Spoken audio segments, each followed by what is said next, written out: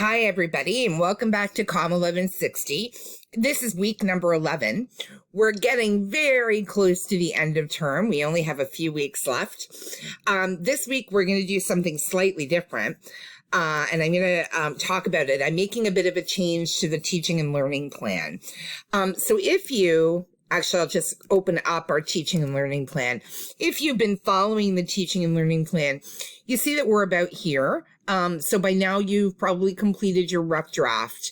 What I am going to do is I'm going to reverse these weeks, 11 and 12, so that we'll be looking at workplace writing this week. The reason I'm doing that is I want to be able to give you some extra time next week when we begin working on the essay final draft. I don't think it's fair of me to ask you to turn that around in a few days because I want to give you lots of time. I know there's lots going on in your other classes. So I've made this little change in order to benefit you so that you can get as much time as you need. Next week, we'll actually start talking about preparing your final draft. So you'll have your rough draft back with some feedback and with a grade. The week of December 7th, we're going to be doing a course review. So I'm going to be preparing you for the final assessment. And the week of December 14th, our very last week that we're going to be together, you're simply going to be doing a final assessment, which was an open book assignment. It's going to take fewer than 2 hours to complete. I'm going to make the final assessment and the final draft of the essay due by December 18th at midnight. Again, so that you have as much time as you need to be able to get all of this stuff done while you're trying to balance all of your other responsibilities in your other courses. This week, we're going to have an assignment that's going to be based on the material that I'm going to be going over. And the due date for that is going to be December 6th by midnight. So lots of time to get stuff done. I've just rejigged the schedule a little bit so that we can take as much time as we need to be able to finish up the course in a really, really strong way, and still be able to give you enough wiggle room that you can meet all of those obligations that you have both outside the classroom and inside the classroom. I know you're juggling a lot. So this week we're going to be looking at workplace writing, and I wanted to talk about why we even focus on it in a course on communication in healthcare. The simple answer is that healthcare workers today, are expected to handle basic business writing on the job. Years and years ago, so maybe at the time perhaps that, your parents or your grandparents were working in various industries or even working in healthcare. I know a lot of you are second generation healthcare workers or third generation healthcare workers. There used to be people who were employed just to handle the business end of healthcare. That's changed. Okay, so now employers are always expecting employees to be able to do more and more and more. So where in the old days, nurses simply just used to look after the clinical aspects of nursing, now they're expected to do all sorts of other stuff, charting, business writing. Dental assistants, same thing. Okay, so in addition to providing patient care, they're also handling some of the business end of stuff. The business issues that emerge when you're working in a hospital environment or a clinic environment are separate from the hands-on clinical care. So there's still day-to-day type business operations that go on in a hospital or in a clinic that need to be handled. So you need some experience handling these basic forms of business communication to be able to fill those. The other thing to keep in mind is that the higher your rank, the more business writing you're going to end up completing. So if you think, ahead 5 years, 10 years down the road, you might want to move into a supervisory capacity or into some other type of management type of position that's less clinical hands-on stuff and more managing of people. If you do that, you're going to end up doing a lot more business writing. So business writing really is a key component of the fields that you're going into. That's why we focus on it. Like I said, gone are the days where there used to be people whose job was just to run the office or just to run the business part of healthcare. Those jobs have disappeared, and now it's on nurses and dental assistants and personal support workers to handle all of that stuff, all of the business end. We're going to look at two main forms of business communication. There's two basic forms, the letter and the memo. Okay, and we're going to look at each of them. Letters go from an organization to somebody outside that organization. So for example, if I'm working as a nurse at the hospital and I'm writing to a patient, or I'm writing to a company that sells scrubs, or I'm writing to a company, pharmaceutical company that sells drugs, I'm going to use a letter format because it's going from my organization to an outside individual or organization. Memos are different. Memos go from person to person within an organization. So if I'm working as a dental assistant at a clinic and you're also working as a dental assistant at that same clinic and I need to write to you, I'm going to use memo format. Okay, so memos stay within an organization. Email can straddle both forms. So email can either take the form of a letter. So if you're writing electronically to somebody outside your organization, you'll follow the conventions of a letter. If you're writing to somebody within your organization, you'll follow the rules and conventions of the memo.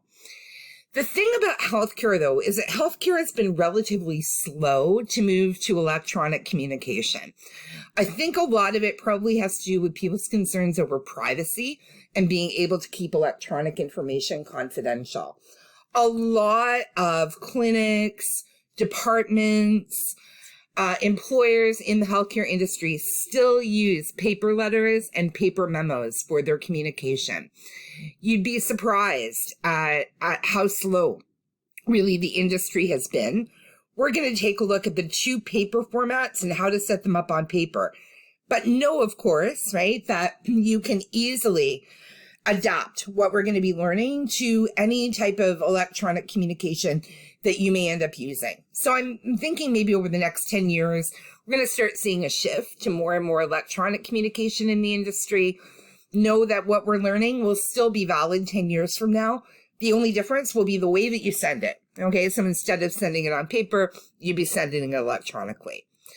So let's take a look at the format for the letter, first of all. There are specific rules about formatting a letter, and letters usually appear on what they call letterhead, which is paper that's pre-printed with the organization's contact information and name on it, usually some type of a logo or something as well. Letters are printed on letterhead. The easiest way to take a look at a letter is to take a look at a template example. And I've uploaded a file for you to Blackboard. So you might want to open that file up, where I'm going to give you a template for a letter and a template for a memo.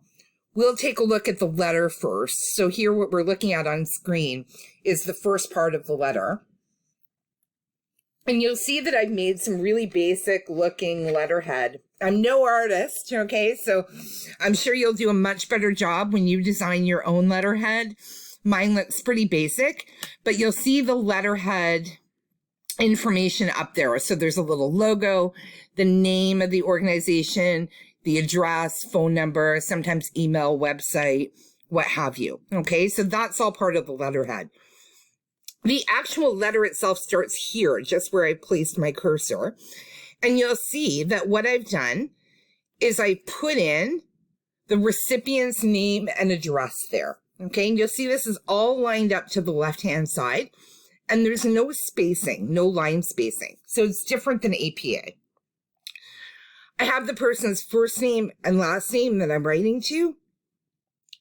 If I know what company they're working for, I put in the company name, the street address, the city and the province, okay, or the city and the state if I'm writing to the US, or the city and whatever region if I'm writing internationally, and then the postal code, okay, or the zip code, or whatever code it is that's used in the country that you're writing to. And then I'm going to skip a line, and then again, directly on the margin, I'm going to type in the month, date, and year that I'm writing the letter.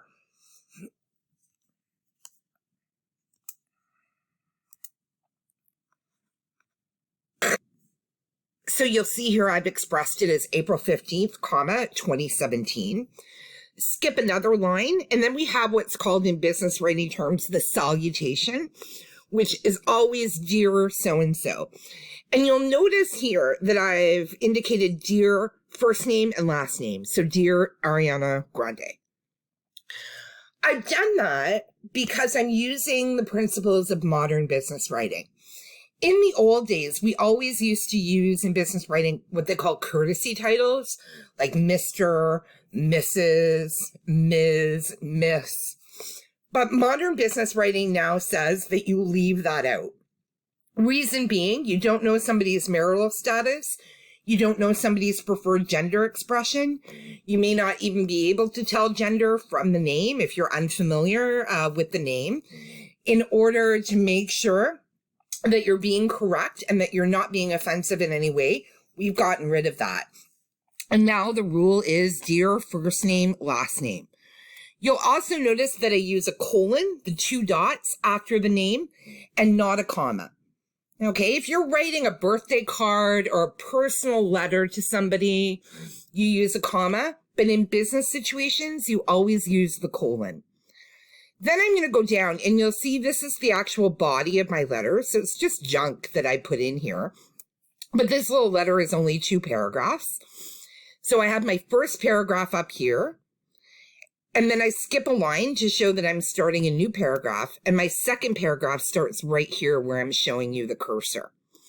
In business writing, it is entirely possible to have a paragraph that's only a sentence or 2. Okay, so again, it's very different from essay writing. So you may end up with very short paragraphs. Once I've completed the body of the letter, I skip a line. And then I put in what's called the complimentary close, which in a business situation, 99.9% of the time is the word sincerely followed by a comma. I'm then going to put in at least 4 line spaces here. This is where I'm going to put my signature in after I've actually printed the letter. Then I'm going to put in my first name and my last name. And then beneath my first and last name, my actual job title. So my job title in this example is registered practical nurse, but it could be dental assistant or dental clinic manager or whatever your job title is. Okay. So again, in terms of formatting, very, very easy to set up.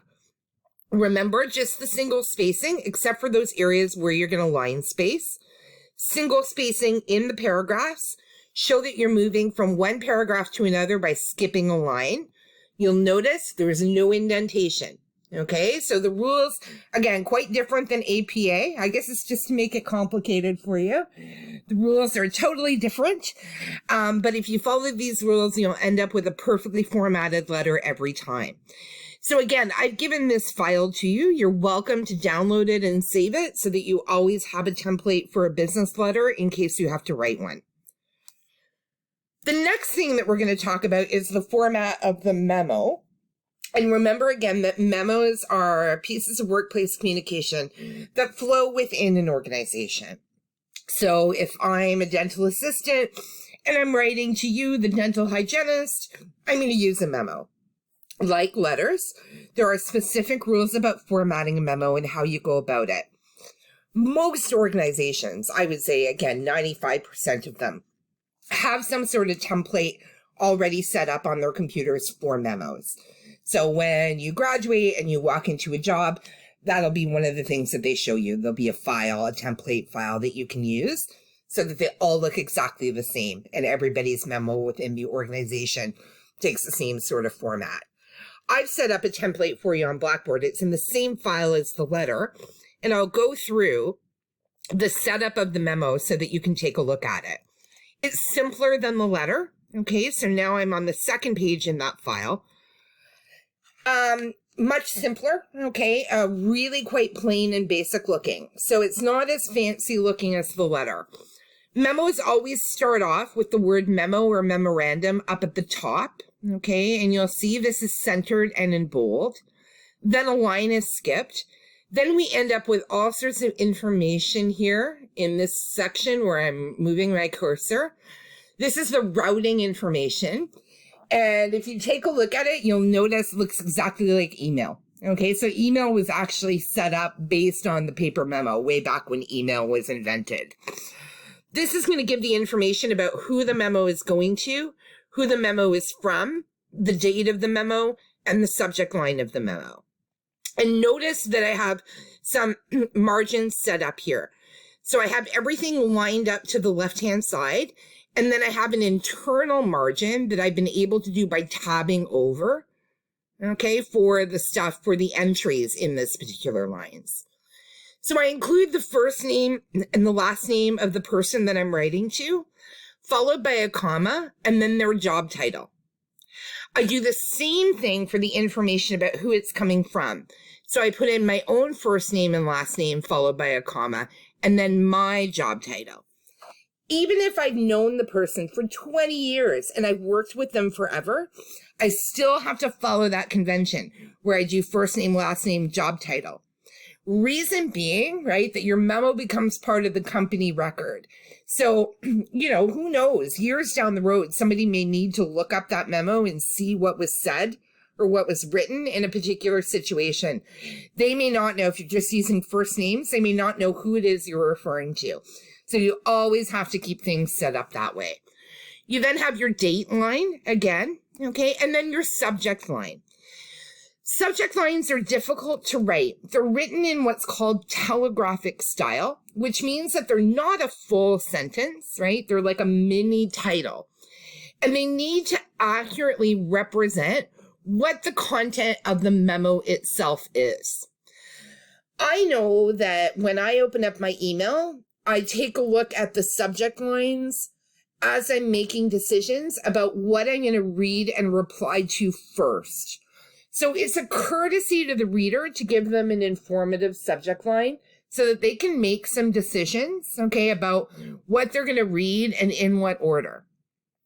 When I open up my email, 9 times out of 10, my email will have the subject line, hi. And then I open up the email and it isn't somebody just saying hello to me. It's somebody asking for something or looking for specific information. I have no idea until I've opened that email what that email is about. But if the person includes an informative subject line, I get a bit of a preview. And like I said, it's a courtesy because then it allows me to focus on what's most important. And I'll read those first and then reply to those first. So you always want to make sure you're doing that courtesy for the person that you're writing the memo to. You then normally have a thick line, okay, or some type of dividing mechanism that separates the routing information from the content of the memo. Okay, so this is just a line that I've created in Word just to separate out this top part from the actual body of the memo. And you'll see this memo is 2 paragraphs long. And again, I just have some junk in here to represent paragraphs. But you'll notice that unlike the letter, I don't start with dear so-and-so and I don't end with sincerely so-and-so. I get right to business. Okay, we're both working for the same organization. I don't have to go through those niceties or those courtesies that I need to do with the business letter. I get straight to the point. Okay, so you don't need to sign a memo the same way that you sign a letter. Instead, what you do if you're printing it out is just over here by your job title, you would initial in pen, okay, just to indicate that you're the author of that memo, and that's it. Okay, so none of the conventions that we use with the letter are used in the memo. Notice too is not centered on the page. So this is just a short little 2-paragraph memo to someone, and you'll notice that I've left the rest of the page blank. Okay, perfectly okay in a memo situation. We've now looked at the formatting for the memo and the letter. In our next video, we're going to take a look at some of the strategies for how to actually write the content of letters and memos. I'll talk to you in the next video.